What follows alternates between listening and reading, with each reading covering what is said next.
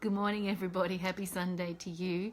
Don't worry, I'm not going to leave this flickering screen going for too long. I just wanted to give you a little insight into what's going on in my brain at the moment while I sort through all this awful Medicare debacle. Let's go back to something a bit more sensible, shall we? That'll do for today. How are you all? Happy Sunday. I hope you're having a lovely weekend wherever you are and whatever you're doing. It's actually turned on the winters for us here in Hobart, so I'm wearing a rather large and lovely, what do you call these things? A poncho. I'm quite enjoying snuggling into something warm today after having been hot last week.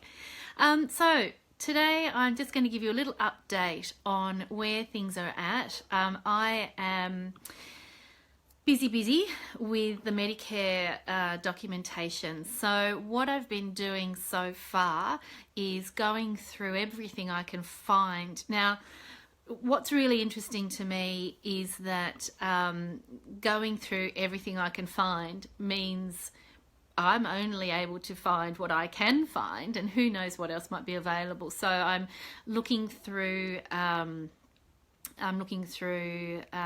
information that the APS has published over the years to do with better access. I'm looking through my documentation that I have from 2006. I'm looking through what's on the government website. Now, there are all sorts of variations on a theme, and what I'm now doing is just getting very cautious around what new information I put out into the vlogosphere, because of course I'm finding bits that are going aha, and then I'm thinking, hang on a minute, what if there's been a more recent update than that? Interestingly, and I did post this on my page last night, interestingly what I have found is what looks like the turning point, if you like, where communication seems to have gone astray. So sometime around 2011, we had, what's the word I'm looking for? So there was a change to the number of Medicare sessions available, and it's around that time that I've actually found a couple of references in APS documentation to there not actually having been clear advice from the government about how we should handle new calendar year transitions. So it seems around about 2011 decisions were made. Now that's a long time ago, but obviously somewhere along the line the communication around that has gotten a bit blurry. So obviously I've still been of the opinion that I was around referrals refreshing. Someone in the APS advisory service was of the same opinion as me. So somewhere along the line there's been some mixed messages. But I want to get to the bottom of this. And what I will do is over time I will put together, probably what I'm thinking now is what's the word I'm looking for? An ebook. So I'll put together some kind of summary of what I've found. What I'd really like to provide you all with is a little bit of a here's how to be compliant. Here's what to do if you discover you're not compliant. Here's what an audit might look like. Here's why you might be audited. And here's what you can do if you are. So I'm thinking that whatever I'm able to put together, this is separate to our little day of action, of course, but whatever I'm able to put together, I'll keep that annually updated and make it available electronically so that it's something that is accessible. Got to be a reason for doing all of this, I suppose. So I guess for today, I was going to have a fiddle, and I'm actually doing this as we speak. I'm wanting to have a look at whether or not I can get, and I know that Gert has told me how to do this, but I just can't remember how to do it now, how to get captions running when I'm live, and it looks like I can't do it while I'm actually live. If anybody knows how to put captions on to a live video, let me know. I'm looking on my laptop as well to just see if there's anything extra there that I can put on, but it doesn't seem that I can. So look, what I wanted to do today was remind you that Tuesday evening is when the doors close on the Quiet Confidence Mentoring Group. It's a very small group at the moment, which is lucky for those early adopters, because that means they get a lot more intensive time with me. The aim of the group is for boosting your confidence confidence around mentoring other mental health professionals. You don't need to be a psychologist, you don't need to be a board approved supervisor. It's called Quiet Confidence for Emerging Supervisors because it's for those of you who want or feel that pull to mentor others and inspire others, but you're just not sure how to go about it. You're not sure about whether or not you should. You're not sure if you can. You're questioning yourself. You've got all those imposter fears going on, and you just need someone or something to give you a little nudge. So what we're going to be doing in the Quiet Confidence for Emerging Supervisors group is each week I have a dedicated learning piece. Now, the content of those learning pieces will not appear on all of these other platforms. They be very different. So they're dedicated learning pieces geared to ramping you up in terms of your confidence, helping you overcome barriers to your confidence. It might be that you're not confident in moving away from bulk billing, or it might be that you're not confident moving into a research role, or it might be that you're not confident changing jobs altogether. So I want you to think creatively about how a boost to your confidence will help you professionally.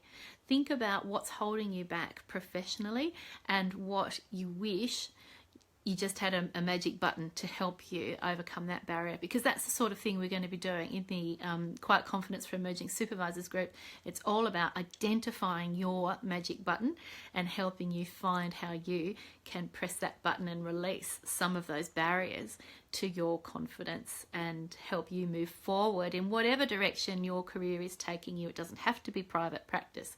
It can be any number of roles in mental health that would benefit from you having a higher degree of confidence in your own ability, your own autonomy. And I think autonomy is something that we all crave, but sometimes we get a little bit nervous about activating. So the doors close to the group on Tuesday night. The first official learning piece is Wednesday at 1 p.m. So if you're thinking about this group, if you're thinking that you like the style of videos that I present and you're wondering about what these new learning pieces might add to your kit bag of tools, you can join the group. For your first month is a free trial.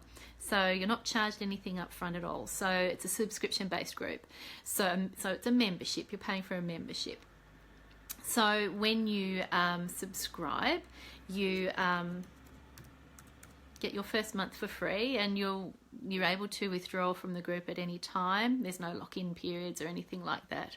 So, you know, if it's something that's tempting you, give it a whirl, or even shoot me through a message. I'm quite happy to answer any questions. Now what I'm just doing as we're speaking is popping the link into the comments section for you. So there you go. Now, the next thing I wanted to quickly touch on today was streamlining of my videos. Now, a couple of people have mentioned this, and I've actually been feeling this myself, is that there's too much lag time at the start of my videos. So you might have noticed today I dived in a bit quicker and didn't mention sharing into other groups. I did a little bit of sharing into other groups as we pootled along, and I'm still doing it as we speak. But I want to... I'm going to come up with a bit of a plan. All my live videos will come from the Quiet Confidence page. This is the page that I'm talking to you from now, unless they're intended for the general population, in which case they'll come from my business page. I will always share them to my timeline, my personal timeline, and so you're welcome to friend me on my personal timeline here, because it is my business Facebook page, my business profile, my Tess Crawley as a psychologist profile on Facebook. So if you're wanting to keep up to date with when my videos are released, or indeed when I'm live, make sure you're liking and following the Quiet Confidence page. But do feel free to also shoot me through a friend request. What I do tend to do, if I'm getting bombarded with your personal family stuff, and I think perhaps you might not be wanting me to see all that, then I just unfollow your page so that I'm not, you know, privy to all your privacy. But at least then you can get notified when I'm live. So then there's 2 ways, because of course with the Facebook algorithm changes, you might miss some of the stuff. Now, because I'm regularly talking about Medicare at the moment, you might be interested to follow what's going on with these videos. So just keep your eye out for that, and maybe have a think about liking and following the page, and or sending me through a friend request, which I will of course accept because you're all lovely. Right, now the other thing on my little list of things I was going to mention was playing around with captions. So I mentioned before, failed attempt today, I do want to start looking at putting captions on my videos. A couple of people have said to me that they struggle to find time to watch the videos because they're busy doing other things, or there are people around. So I'm going to start putting, looking into how to put captions on my videos. I've always been nervous about captions. I don't know if you hear, but I do have a slight lisp, and I'm just really scared that the captions will come out with all the wrong words. But we can experiment with that and see how that goes. And I'd love your feedback. So once I do start playing around with captions, let me know. And if you think they look terrible, or they're saying the wrong things, or making no sense, make sure you let me know. Okay, now finally the M word, Medicare. So I've said to you already that I am going to put all the information I discover, once I feel that I've got enough up-to-date information, I'll put together a little ebook summarizing what I have discovered. But the one gem I can pass on to you is that I'm finding fairly recent information that makes very clear reference. Now, this is also on the education guide that we've pulled apart, that a referral is required at the end of each what do they call it, treatment. Anyway, each block of sessions, the referred number of block of sessions. So a re-referral is required, and the GP may choose to conduct a review at that time. So as I've been saying all along, make sure you're asking for a re-referral. Don't confuse the issue by asking for a review. I know that somebody has been audited and penalised over not having had a review done. I would be looking into that further if you have the capacity to do that, if you're in that situation. But because it's all over. It's all over the Medicare, the government's information is all over this. Referral is required. GP may choose to conduct a review. So as I've been saying before, it's not up to us to know when the GP last billed for a review. It's up to the GP to know when they last billed for a review, because there are time restrictions on that. And so it's up to them to choose when to conduct a review. So as I said, I will put all of these little snippets of information together when I've got enough information to get together. And of course, don't forget, we've talked about our day of action. So we're going to be getting a mass, like a flash mob of mental health professionals and support staff contacting Medicare to ask the same question at the same time and see how many variations on an answer we get. So do shoot through to me the questions you would like answered. I've had a couple of suggestions already. If you've got any questions you're dying to hear a declarative answer on, but seem to have been getting mixed information from Medicare on, let me know what that question is and we'll add it. I'm going to create a poll and get everybody to vote on which question we choose to go with for our day of action, and then we'll choose a date and a time. Okay, so you won't miss out. I will make sure that you know fully what is going on. I'm very tempted to create a separate group specifically for this day of action so that we can keep announcements around dates and times to ourselves, so, rather than public. So let me know if you think that's a good idea or not, and we can think about that too. All right, so that's it from me today, Sunday morning update. I hope you have had a lovely weekend. I hope that the weather is kind and the day is kind wherever you are. Hope you're relaxing or all having a ball of a time. Don't forget, doors closed to the Quiet Confidence for Emerging Supervisors group on Tuesday night. Your first month is a free trial, so there's no harm in signing up and giving it a whirl.